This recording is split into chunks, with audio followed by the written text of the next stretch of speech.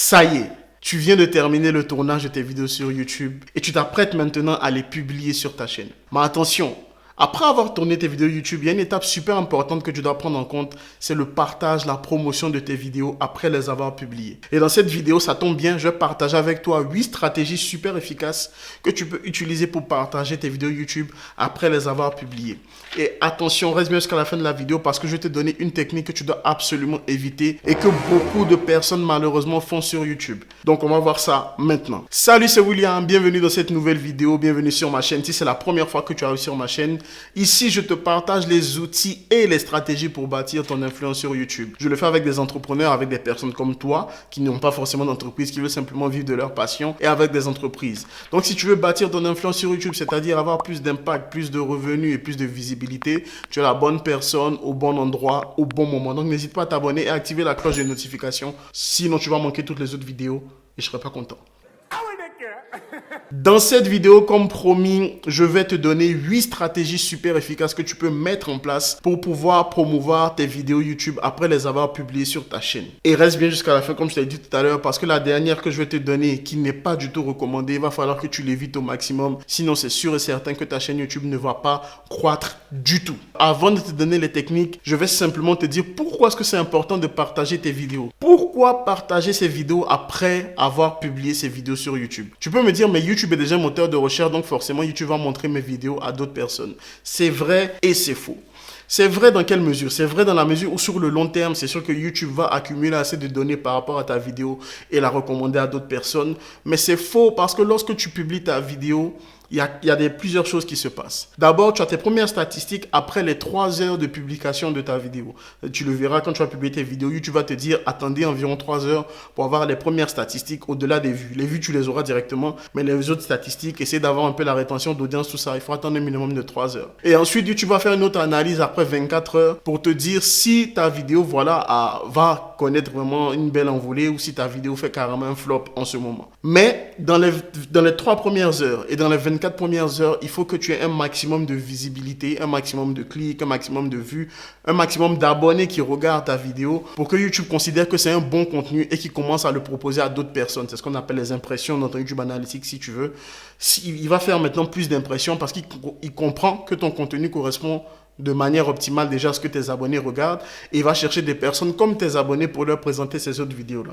Partager sa vidéo après l'avoir publiée, ça permet d'envoyer un signal. On appelle ça des signaux lorsque tu fais des partages, des signaux à YouTube qui montrent que voilà, il y a des personnes qui viennent d'autres plateformes, il y a des personnes qui viennent de l'extérieur et qui regardent cette vidéo qui vient d'être publiée.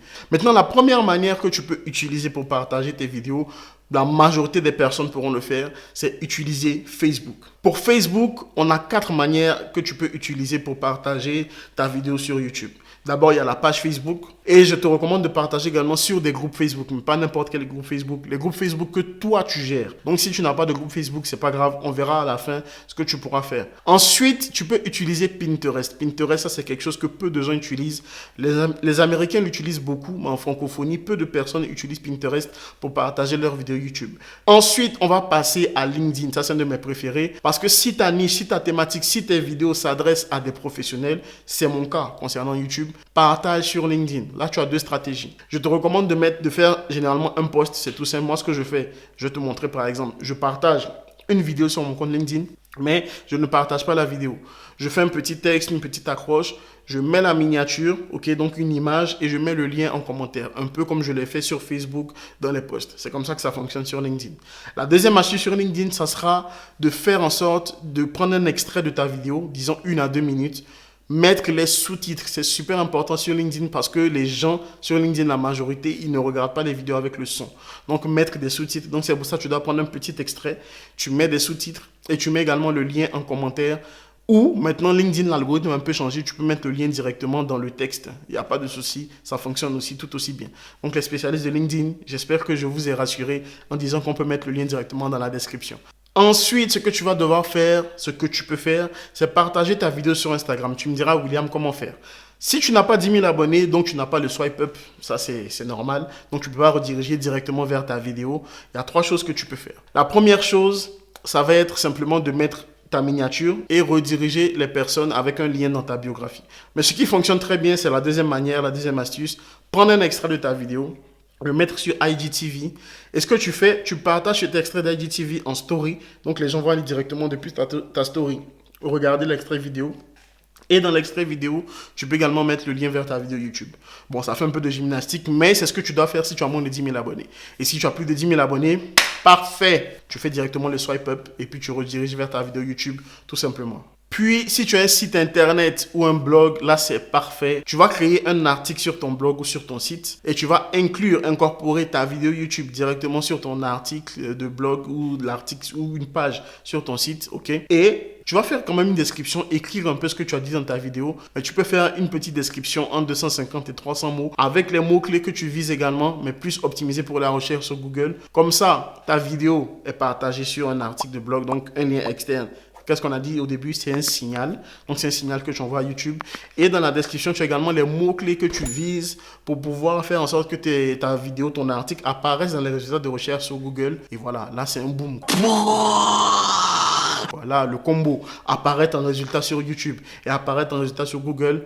Là, c'est sûr que c'est des vues tous les mois, sans aucun problème, sans aucun défi. Ensuite, si tu as une liste email, bon, je sais qu'il y a des gens qui vont dire que l'email marketing est mort. Chaque fois que tu vas sortir une nouvelle vidéo, tu es dans la niche de la perte de poids, tu vas leur envoyer un petit mail pour leur dire, voilà, voici la nouvelle vidéo que j'ai sortie. Le conseil que je te donne, c'est de donner quelque chose en bonus de plus que tu n'as pas dit dans ta vidéo, par exemple, mais que tu vas dire dans l'email pour que les personnes, voilà, se disent, ok, non seulement je vais regarder la vidéo, mais il m'a apporté un truc en plus et ça me donnera envie de cliquer forcément. Cette astuce, ça m'a fait beaucoup sourire parce que lorsque j'étais dans mon YouTube Analytics, je me suis rendu compte que la majorité des gens qui partagent mes vidéos les partagent sur WhatsApp. Donc, tu peux partager également tes vidéos sur WhatsApp. Donc, ce que tu vas faire, tu vas simplement partager ta vidéo, un lien directement en story sur WhatsApp. Et ce qui est bien, les gens peuvent directement cliquer sur le lien depuis leur téléphone sur WhatsApp pour venir regarder ta vidéo. Donc, ça, c'est super top.